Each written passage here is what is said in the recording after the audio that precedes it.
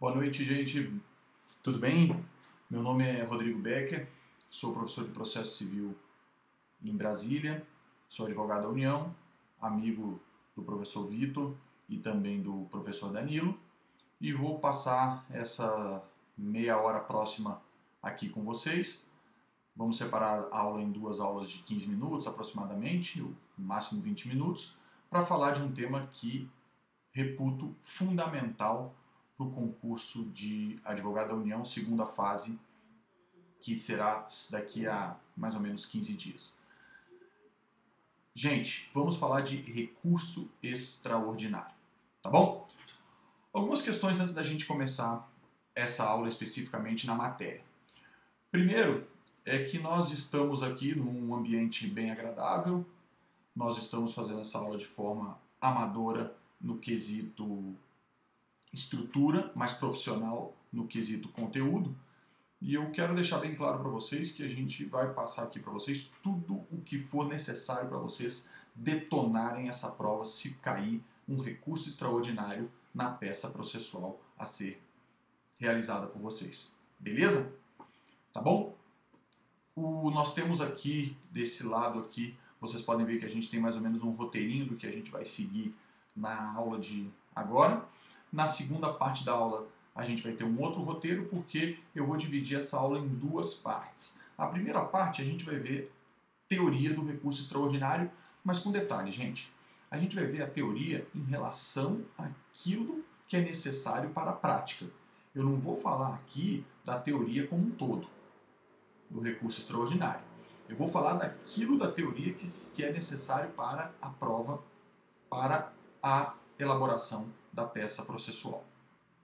Já na segunda parte da nossa aula, a gente vai falar especificamente da parte prática do recurso extraordinário. Vou trazer um esqueleto de um recurso extraordinário para vocês verem tudo aquilo que vocês precisam colocar para não perder ponto nessa prova. Tá bom? Beleza? Vamos começar? Uma última coisa, eu dei boa noite, mas você pode estar assistindo ela de manhã, de tarde, então pode ser bom dia ou boa tarde aí para você também. Certo? Vamos lá, vamos começar. Quem tiver com o código, já abre o código aí para a gente poder acompanhar na Constituição o artigo 102 da nossa Carta Magna, que traz aí a definição do recurso extraordinário que vai ser necessário para a gente estabelecer o que a gente precisa para a parte teórica. No artigo 102, vocês vão puxar aí o inciso 3 desse artigo 102, que ele fala que cabe recurso extraordinário quando? E aí a gente chega no começo da nossa aula para estabelecer a premissa fática, premissa básica, que é quando que cabe um recurso extraordinário. Muito bem. Vocês vão ver aí que o artigo 102 ele tem 4 alíneas. Ele tem a linha A, B, C e D. Muito bem. Eu garanto que se a peça que cair na prova de vocês for um recurso extraordinário, vai cair pela linha A. As outras 3 alíneas vocês não precisam se preocupar. Se cair pela linha A, a gente vai estar diante de um recurso extraordinário nos casos em que o acórdão recorrido, ou seja, o acórdão que você pretende impugnar, ele viola dispositivo da Constituição Federal. Muito bem. Antes da gente tratar especificamente dessa violação de dispositivo da Constituição Federal, quero fazer uma observação em relação ao cabimento do recurso extraordinário versus o cabimento do recurso especial, outro recurso de índole constitucional previsto no artigo 105, inciso 3 da Constituição. Vamos lá? É o seguinte, o recurso extraordinário, se vocês observarem a redação do artigo 105, inciso 3 da Constituição, vocês vão ver que cabe recurso extraordinário contra decisão proferida em única ou última instância, 2 pontos. Portanto, na hora que a Constituição fala do cabimento do recurso extraordinário, ela não estabelece qualquer tipo de vínculo a algum tribunal contra o qual caiba o recurso. Ela simplesmente diz que decisão proferida em única ou última instância cabe recurso extraordinário. Dessa conclusão, a gente pode chegar a uma outra conclusão, que é a seguinte: cabe recurso extraordinário contra acórdão proferido por Tribunal Regional Federal Tribunal de Justiça Estadual, TST, TSE, STM, porque não há nenhum tipo de vinculação ao cabimento do recurso extraordinário a algum tribunal específico. Aí você vai me dizer, ué, mas por que você está falando isso? Qual a razão de você estar falando isso? Não tem vinculação porque não está escrito isso. Abre no 105 aí, inciso 3, para vocês verem. No 105, inciso 3, a redação é clara. Cabe recurso especial contra a decisão proferida em única ou última instância por Tribunal Regional Federal ou Tribunal de Justiça. Viram a diferença? Quando ele fala do recurso extraordinário, ele não faz vinculação a tribunal. Ele simplesmente diz que a decisão tem que ser de última ou única instância. Já no recurso especial, ele faz vinculação ao tribunal. Ele fala, tem que ser decisão proferida em última ou única instância por Tribunal Regional Federal ou Tribunal de Justiça. Conclusão. Só cabe recurso especial contra acórdão proferido por TRF ou acórdão proferido por TJ. Já recurso extraordinário cabe contra acórdão proferido por TRF, TJ, TST, TSE ou STM. Daí se conclui que na prova de vocês, se vier um recurso extraordinário, pode vir contra qualquer um desses tribunais. Tá certo? Vimos então que o recurso extraordinário, no artigo 102, se vier pedindo na prova, ele vai vir pedindo pela linha A, que é a linha que mais se tem recurso extraordinário, que é a linha clássica que diz que cabe recurso extraordinário quando o acórdão recorrido violar dispositivo da Constituição Federal. Muito bem. Então, se o acórdão recorrido lá, de um dos tribunais mencionados, vamos trabalhar com o Tribunal Regional Federal, que é o tribunal que julga em segunda instância as causas de interesse da União. Se vier um acórdão do Tribunal Regional Federal tratando de uma matéria constitucional e você entender que aquele acórdão tratou da matéria constitucional de forma contrária ao que diz a Constituição, você pode, portanto, ajuizar o recurso extraordinário. Beleza? Muito bem. Qual o prazo que você tem para ajuizar o recurso extraordinário? Não esqueça. O artigo 498 do CPC diz que o prazo para ajuizar recurso extraordinário é de 15 dias. É o mesmo prazo do recurso especial, dos embargos infringentes e da apelação. Só que, pessoal, não esqueçam que na prova da AGU vocês são advogados públicos, advogados de um ente público, União, que de acordo com o artigo 188 do CPC tem prazo em dobro para recorrer.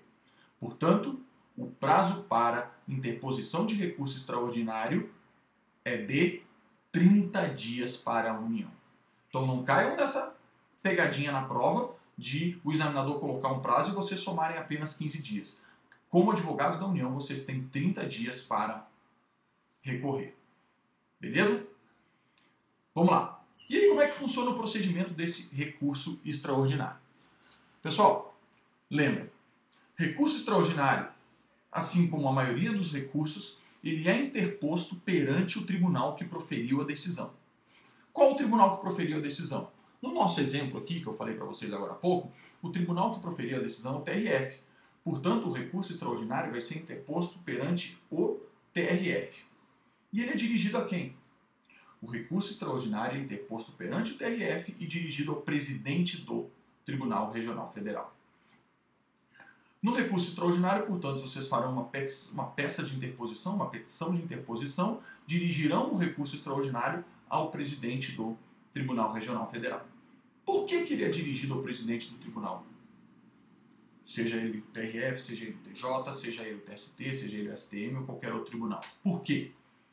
Porque o presidente do tribunal precisa realizar o que se chama de juízo de admissibilidade. Meu Deus, o que é esse juízo de admissibilidade? Bom, a gente vai ver agora.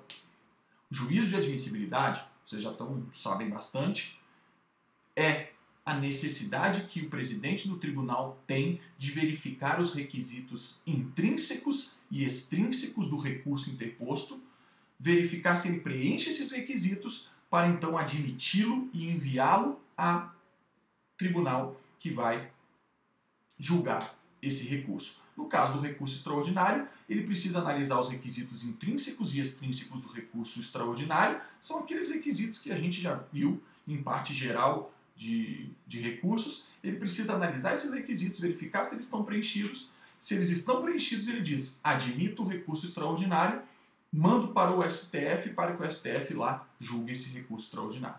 Isso chama-se juízo de admissibilidade. Analisar os requisitos, ver se eles estão preenchidos, admitir o recurso e enviar o recurso à Suprema Corte para que ela julgue o mérito do recurso extraordinário. Bacana? Bacana. Só que tem um detalhe. No caso do recurso extraordinário, nós não temos apenas os requisitos intrínsecos e extrínsecos gerais do recurso extraordinário. Nós temos ainda mais 3 requisitos, pessoal.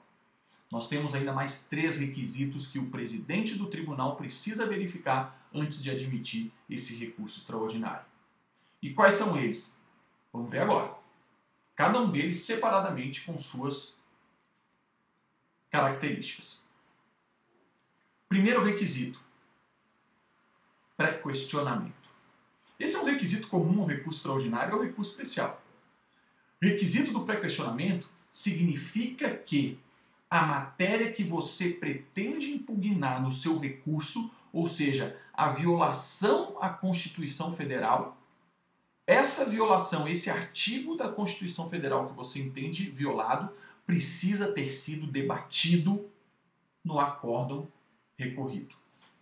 Pré-questionamento, portanto, é o liame que tem que haver entre a matéria debatida no recurso com a matéria debatida no acórdão.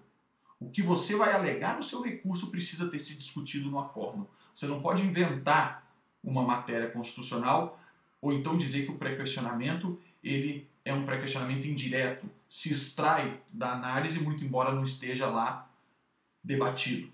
Não. O pré-questionamento necessita de expresso debate acerca da matéria constitucional. Ainda que não haja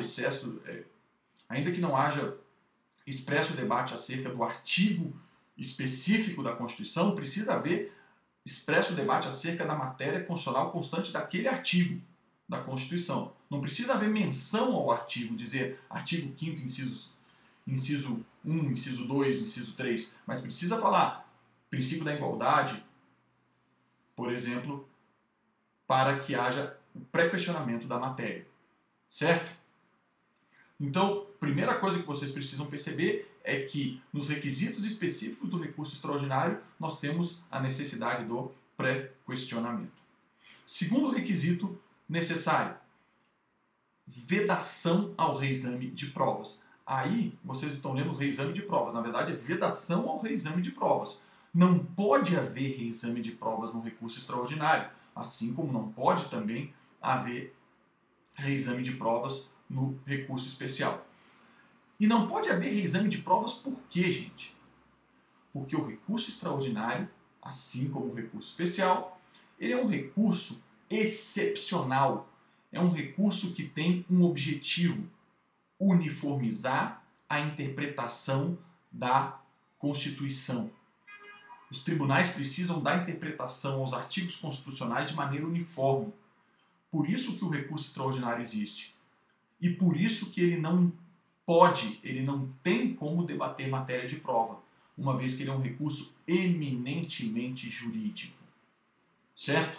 O recurso extraordinário, portanto, precisa que você debata uma tese eminentemente jurídica, de violação à Constituição, e não reexamine fatos, provas, para que se chegue à conclusão da violação à Constituição. A violação à Constituição precisa ser direta e jurídica. Certo? Temos aí, portanto, 2 requisitos já específicos do recurso extraordinário, que precisam ser analisados pelo presidente do tribunal ao realizar o juízo de admissibilidade. Mas ainda tem um terceiro requisito. E o requisito que, na minha concepção, é fundamental, essencial e que pode te eliminar da prova se você não observar, que é o requisito da repercussão geral. Vocês já sabem repercussão geral, vocês todos estão na segunda fase do concurso da AGU, já estão com bastante bagagem, mas vocês não podem esquecer que a repercussão geral é requisito de conhecimento do recurso extraordinário. O que é essa repercussão geral?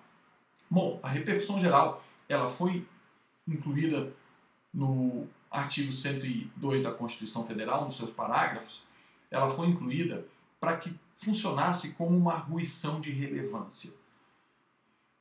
Pessoal, não é uma arguição de relevância, mas é como se fosse uma arguição de relevância. Informalmente, é como se o Supremo dissesse: esse caso é mais relevante que esse e, portanto, esse eu vou julgar. Só que a Constituição falou: bom, eu vou jogar a repercussão geral para a lei. A lei vai decidir o que deve ser tratado como repercussão geral e o que não vai ser tratado como repercussão geral. E aí a lei falou: toda vez que a matéria debatida no recurso extraordinário extrapolar os limites subjetivos da lide, com reflexos do ponto de vista econômico, jurídico, social ou político, essa matéria tem repercussão geral. Ela não interessa somente às partes, ela interessa à sociedade, porque ela tem repercussão, ou seja, ela tem relevância do ponto de vista jurídico, econômico, social ou político. Isso está no artigo 543-A do CPC. E aí a Constituição falou: bom, nesse caso o Supremo diz, tem repercussão geral, e se tem repercussão geral eu posso julgar esse recurso. Se não tiver repercussão geral, o Supremo diz: bom, não tem repercussão geral, então esse recurso fica como decidido pelo acórdão recorrido. Onde eu quero chegar, gente? Que a preliminar, e a repercussão geral é uma preliminar, como vocês podem observar do artigo 543-A, a preliminar de repercussão geral, ela é requisito de conhecimento. Para que o seu recurso extraordinário seja conhecido, você precisa obrigatoriamente colocar a preliminar de repercussão geral. Aí você pode me perguntar algo que é muito pertinente. Mas, Rodrigo, a análise da repercussão geral não é feita pelo Supremo? Por que é necessária para o conhecimento, para o juízo de admissibilidade? E eu respondo para vocês: gente, porque o Supremo já decidiu que a repercussão geral, a preliminar de repercussão geral, tem que ser verificada no juízo de admissibilidade. Não quanto ao mérito, mas quanto à formalidade, quanto a ela estar ali descrita.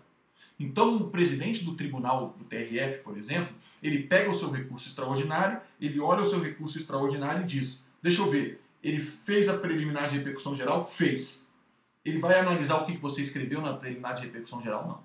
Ele só vai verificar se você fez formalmente a preliminar. Se você fez formalmente a preliminar, ele diz: esse requisito está preenchido. Deixo a análise do conteúdo da repercussão geral para o Supremo. Mas o requisito formal da repercussão geral está preenchido. Portanto, gente, não esqueçam de forma alguma de colocar na peça de vocês o requisito da repercussão geral. E mais, gente, esse requisito da repercussão geral, ele é obrigatório em todos, pessoal, em todos os recursos extraordinários, sem exceção. O Supremo Tribunal Federal já decidiu que esse requisito da repercussão geral, a formalidade, a inclusão da preliminar de repercussão geral é fundamental. Inclusive, nos casos em que a repercussão geral é presumida, e a gente tem dois casos em que a repercussão geral é presumida, quando o acórdão recorrido estiver contrário à súmula do STF ou à jurisprudência dominante do STF. Nesses casos, não interessa, nesses dois casos, não interessa o conteúdo do ponto de vista social, jurídico, político ou econômico.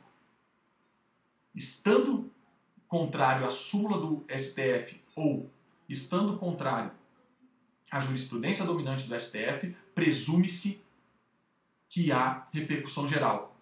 Mas não se presume a formalidade da repercussão geral. Portanto, de acordo com o Supremo, mesmo nesses casos, é fundamental que se inclua a preliminar de repercussão geral. E segundo, o Supremo também já falou, se for um caso que o Supremo já decidiu uma repercussão geral idêntica, já julgou a repercussão geral idêntica e você quer que o seu recurso extraordinário seja admitido com base nessa repercussão geral idêntica já julgada, que está de acordo com o seu recurso extraordinário, mesmo nesse caso também é obrigatória a repercussão preliminar de repercussão geral. Tudo bem, gente? Então, o que eu posso dizer para vocês é que na prova não esqueçam de forma alguma dessa preliminar, sob pena de não conhecimento do seu recurso e, como a gente está tratando de uma prova específica, sob pena de você perder, gente, uma pontuação fundamental e perder a prova. Tudo bem? Então, você fará uma prova limpa, bonita e precisa se você fizer na sua prova o pré-questionamento, a vedação do exame de provas e, por fim, o mais importante, a repercussão geral. Ou seja, você vai mostrar para o examinador, que no caso seria o presidente do Tribunal Regional Federal, fazendo um paralelo, que você sabe que esses requisitos têm que estar preenchidos. Tudo bem, gente? Essa é a parte teórica do nosso recurso extraordinário. A gente vai ver daqui a pouco, na segunda parte da aula, a parte prática do recurso extraordinário, e aí eu falo um pouco mais desse recurso, que quero só fazer uma observação para vocês. Se cair um recurso, se não cair uma peça do tipo petição inicial, suspensão de segurança, reclamação ou uma contestação, se for um recurso, a minha aposta é no recurso extraordinário, em razão das últimas provas do CESP que não tem pedido esse recurso e em razão de ele estar bastante na moda hoje por causa da importância da repercussão geral. Tá bom, gente? Daqui a pouco a gente volta com a segunda parte da aula. Tome um copo d'água, como aí algo bem rápido, porque aqui não vai demorar. Abração e até daqui a alguns minutinhos.